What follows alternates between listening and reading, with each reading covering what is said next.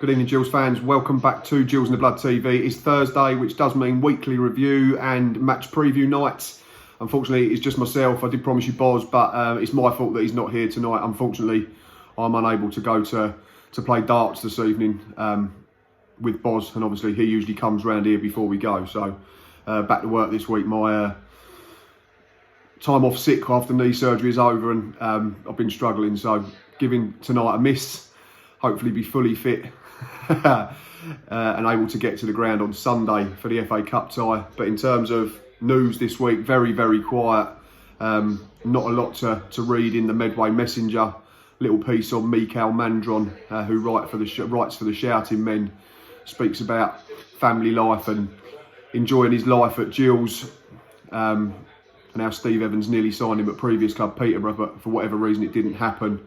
Talks about his time coming in on trial at the beginning of the summer and says that you almost have to be arrogant in your belief that you're better than what the current squad is because you're that desperate to try and earn a contract. But he says he came in and immediately felt at home with the lads who were already about, and said that he fitted in nicely and was very pleased when he was told that he'd done enough to earn himself a permanent deal, and says now that he's up to the levels pretty much that he wants to be in terms of fitness and performance, and was very disappointed to miss out on the FA Cup replay win over Sunderland a week ago last Tuesday, having started his career up there. Says he still knows a couple of the players, Duncan Watmore and Lyndon Gooch, I think he mentions.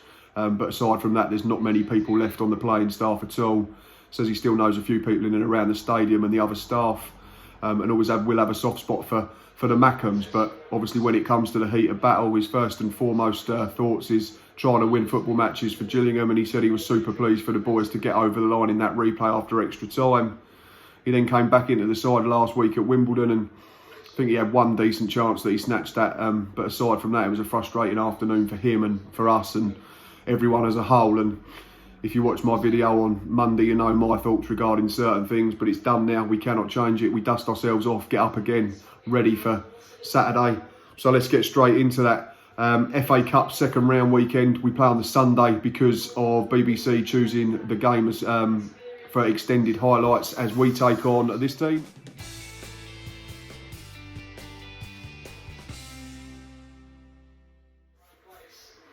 Darren Moore's Doncaster Rovers head to Kent on Sunday afternoon for a 2 PM kickoff at the Mems Priestfield Stadium.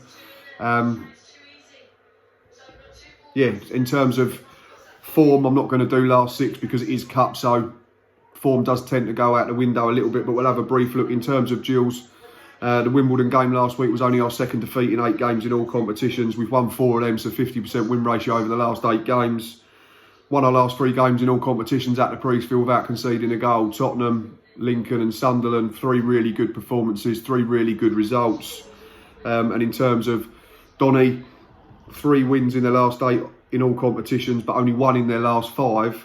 And considering how decent they have looked from afar, so to speak, obviously looking at their results and highlights on Quest, etc., etc., it's somewhat surprising to read that they've only won one away game all season, and that was the 7-1 victory a few weeks ago at a beleaguered and hapless Southend, who I think had a player sent off really early and then got turned over to the tune of 7-1. So yeah, pretty surprised about that in terms of Doncaster's away form, but we know they've got good players. We know they're going to be a threat. We played them first out of the season at the Keepmoat Stadium. It was a decent 1-1 draw, we thought at the time. We bossed the first 44.5 minutes. They bossed all of the second half, and in that respect, you'd probably say that a draw was the fairest result. Kieran Sadlier scored their goal that day. He's their top scorer at the moment with 7 in 16 starts in all competitions. They've got their very own Benjamin Button, haven't they? We have Barry Fuller. They've got James Coppinger, I think he's now 39, but still pulls the strings in League One. Very, very good player. Not sure he was ever blessed with pace, so he's never had it to lose, but still a really good technician at this level, so he'll be a threat if he features. Ben Whiteman, I think, is their captain. He's just signed a new contract this week, so I'm sure he'll be cock-a-hoop at that news.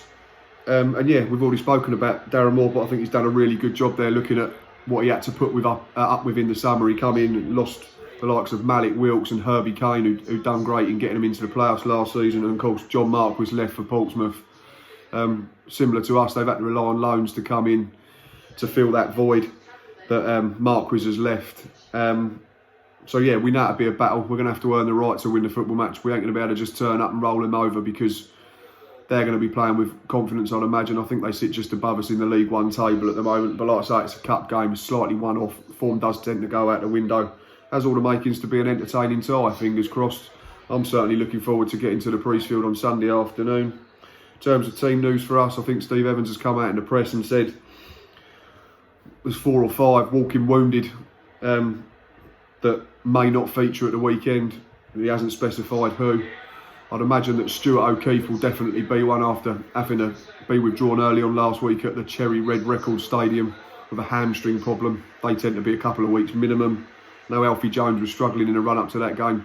Didn't look quite at it at the weekend, so maybe he's another one that could be due a rest. Connor Ogilvie has played pretty much every minute since the first couple of games because of the fact that we lack an extra centre-half, so he's had to play, I think, the Checkatrade, leasings.com games, whereas Max Omar has been afforded the luxury of a rest. So maybe it's time to give Connor a rest this weekend. Could be a good opportunity to give those fringe players some starting minutes, see how they get on. We know Ben Pringle's unavailable, unfortunately, after his red card. He's got a 2-match ban for his dismissal last weekend. The less said about that, the better. So in terms of team selection, I've had a look. Obviously, Jack Bonham will start in goal. I'd persist with Barry Fuller at right back, but there could be a case for Lee Hodson to come in because Barry has played a lot recently. Did 120 minutes against Sunderland, pretty much the full 90 against Wimbledon. I think he played the full 90 against Lincoln the weekend before that. And we know he's as fit as a fiddle, but he is getting on in years, 35 now, so it may have an effect. So yeah, that could be one, but I'd stick with Barry Fuller in there. I'd go Max Amar and Jack Tucker at centre-back, and I'd bring Thomas O'Connor back in at left-back. Like I say, give Connor Ogilvie a rest this weekend, to the point where I wouldn't even have him on the bench. In midfield, obviously Matty Willock returns to fitness. He was due to play Wednesday in a behind-closed-doors friendly against, I want to say Wimbledon again, but don't hold me to that, I'll take that as gospel. So if he comes through that, I would start him. We need to get him minutes.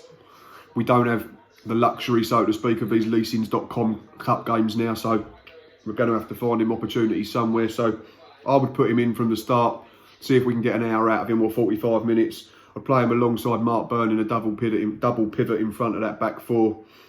I'd play Regan Charles Cook in the number 10. I'd have Mika Mandron as the number 9 lone striker. I'd move Brandon Hanlon out to the left this week. We know his pace and his power causes threats to fullbacks and centre-backs all the time, so let's play him out wide, give him the opportunity. A couple of assists he's got this season are from driving to the byline, cutting inside and pulling balls back for people to finish off from inside the 18 or 6-yard box. So I'd have him on one side. I'd start Mark Marshall on the right. I think he's been unlucky to not feature a bit more recently after a very good performance against Tottenham in the leasings.com trophy a couple of weeks ago. So yeah, that would be my 4-2-3-1 formation, which I believe is 4 changes from last weekend. Taking out Connor Ogilvie, Alfie Jones, Ollie Lee, and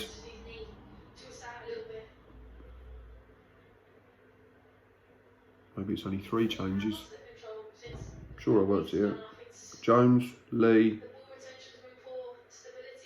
Ogilvie, and Stuart O'Keefe, who was injured. So yeah, so that would be my 4 changes. My bench therefore would be Joe Walsh, Lee Hodson, Alfie Jones, Hussein Cisse, Ollie Lee, Mika Jolly, and Alex Jakubiak. I would give Connor Ogilvie the weekend off completely. I know he won't want to miss games, but he does need a rest, in my opinion.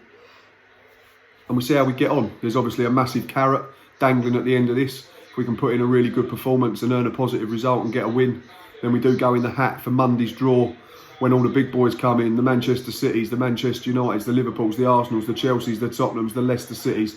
There's some really good grounds in the Premier League that would be great to go and visit. Or we could get maybe a mid-table Premier League side at home, pack the Priestfield out and have a real go at trying to get into round 4. But obviously we have to take care of Donny first. We don't want to get ahead of ourselves. And obviously on that note, it's prediction time, which I do every Thursday evening. And I'm going to go for, based on the fact that somewhat surprisingly, Donny have only won once away this season, and that was against an awful Southend. We've won our last 3 at the Priestfield. Home form has generally picked up this season. I'm going to go for Gillingham 2, Doncaster Rovers 1, and my goal scorers will be Mika Mandron and Matty Willock. fairy tale return, hopefully. Early Christmas present for him, early Christmas present for us Gills fans, and into round 3. Right, that is enough from me. As I mentioned on Monday, please don't forget that next Saturday, the 7th, is the Prostate Cancer Awareness Day at the Gills game against Sunderland, where there will be bucket collections. I've been asked by Justin Foote on Twitter to keep plugging it, so that is what I'm doing, Justin. But that is enough from me this evening. As always, thanks for watching, thanks for listening. We will see you on Sunday, myself and Boz for Matchday Live. And until then, up the Gills.